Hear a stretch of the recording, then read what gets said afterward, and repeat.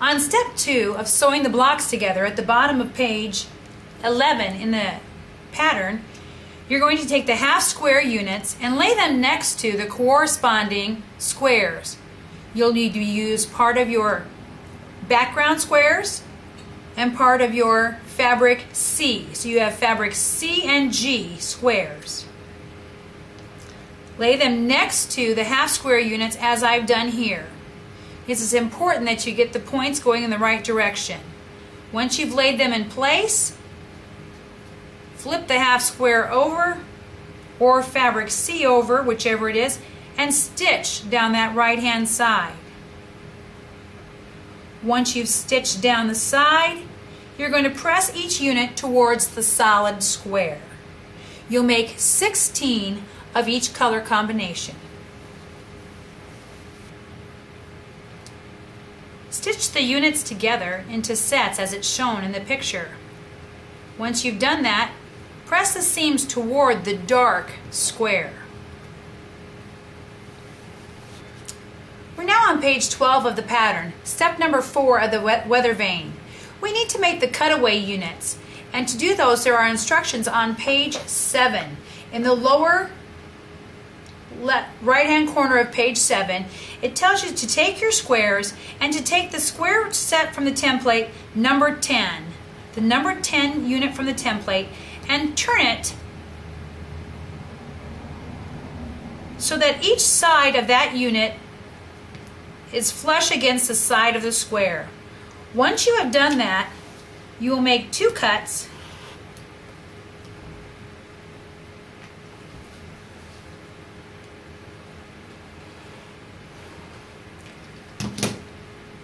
to cut away those 2 pieces there. You will do that for all 16 squares. Once you've cut away those pieces, you will follow the instructions on page 12 for adding the half square units to each side and chain piecing those.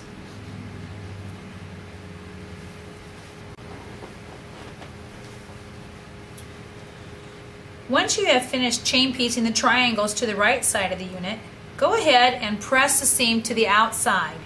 Then you'll add the triangle to the left side of the unit, again chain piecing. When you finish that, press to the outside.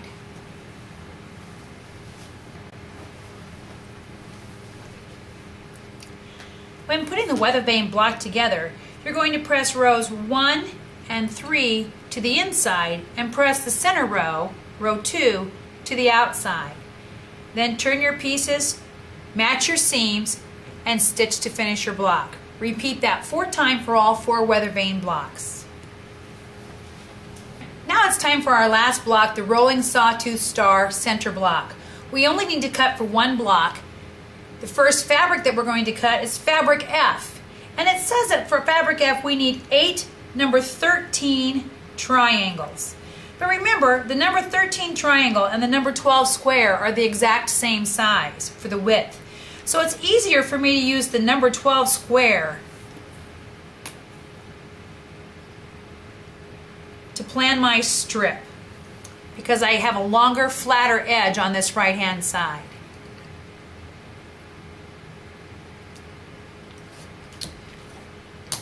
You'll need just 1 strip to cut your 8 number 13 triangles.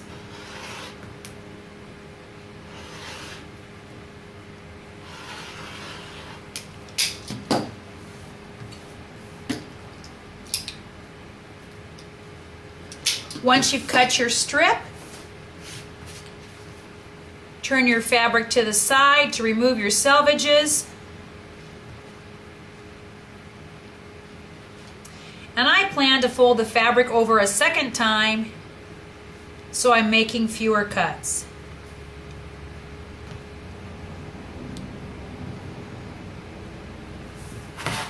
I'll remove my selvages and square that corner up on the fabric all at the same time. Then I'll use my tool, the number 13 triangle. I need 8 pieces. Since I'm cutting through 4 layers of fabric, I only need to make 2 cuts.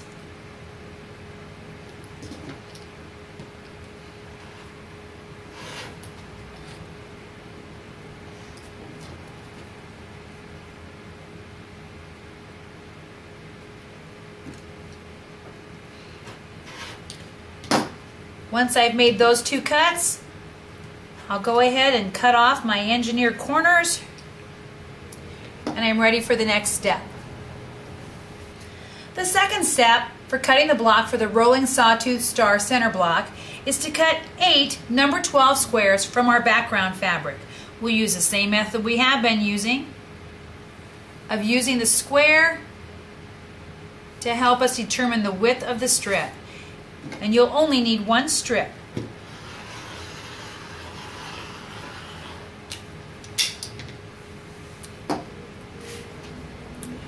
Turn your strip to the side. Again, I'm going to layer it twice so I have fewer cuts to make. Square up one end, removing the selvages.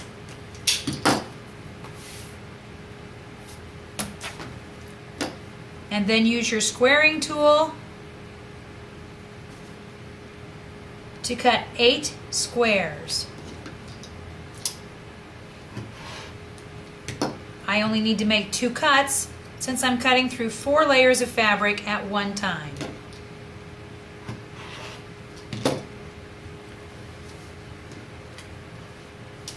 Once I've made those cuts,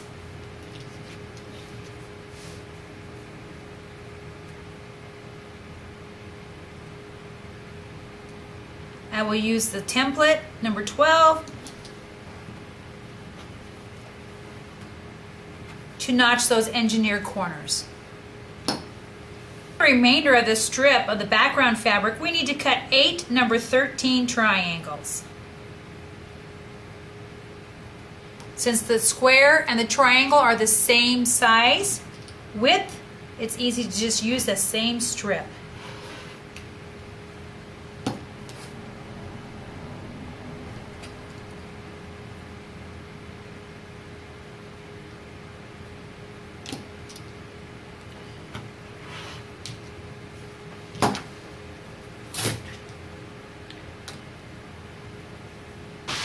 Once again, we will use our template to notch out our engineered corners.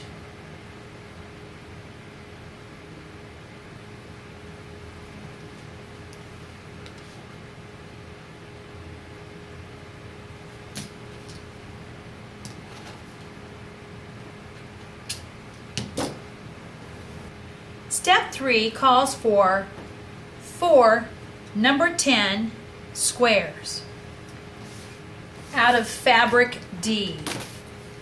Since we don't need to cut a full strip of fabric D, we'll simply take the remaining part of the fabric, remove the selvage, and square up the one side. Once we've done that, we can take our template number 10 and cut 2 strips that are 2 layers each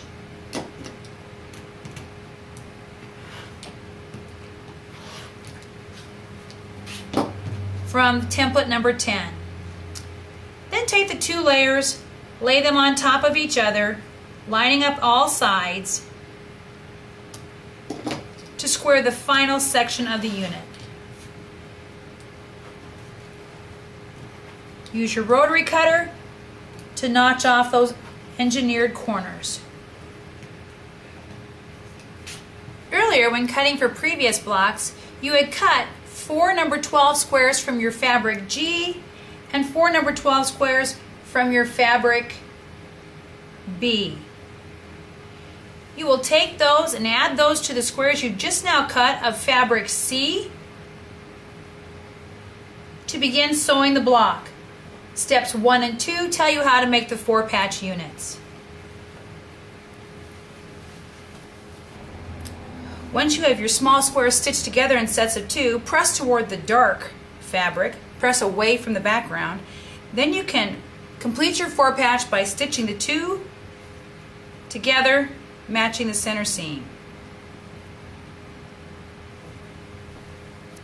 Once you've stitched your 4-patch together, fan the seams and press.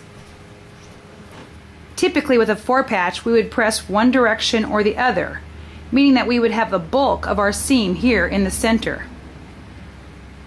Notice how when we fan the seam and press it open, it leaves the center much more flat. Now we'll make the square and the square units for the rolling sawtooth star center block. We're on page 13, steps number 3. Notice that you'll be taking your center square and your triangle pieces from fabric C and fabric F. When stitching these on the blocks, again we'll chain piece, and we'll start by piecing our fabric F fabric along the right hand side and our fabric C fabric along the left. Once we've done that, we will press toward the outside and then add our remaining 2 half square units. You will note when adding those next half squares how nicely they fit in, and you don't have to worry about overlapping 3/8 of an inch on points because your points are already mitered off for you because of the template. Once again, we will press those half square units to the outside and our square in a square block is complete. Every once in a while I get in a hurry and get an oops. Notice how I stitched this block on incorrectly. The easiest way to pop a seam and remove those threads is to take your seam ripper and pop every 3rd thread, 3rd or 4th. Then when you flip it over to the reverse side, you're taking 1 thread and the seam comes apart very quickly. Oops! To complete the rolling sawtooth star block for the center, you'll press the center row to the inside. You'll need to use the square that you cut for the original Jacob's ladder and set aside. You'll need to use that square in the center. Rows 1 and 3, press to the outside. Put your rows together, complete your block. When you complete your block, press your rows to the outside. When you're stitching your rows together for your quilt, make sure that you pay attention to the diagonal stripe that is included with the Jacob's Road blocks. You want to make sure that your diagonal cuts across the corners of the quilt. This concludes our demonstration for Marty and Me Club Month 2, Lazy Afternoon. I hope you've enjoyed constructing your quilt as much as we've enjoyed putting ours together for you. If you have any questions as you're constructing, please give us a call at the shop. Thanks so much, and we'll see you next month.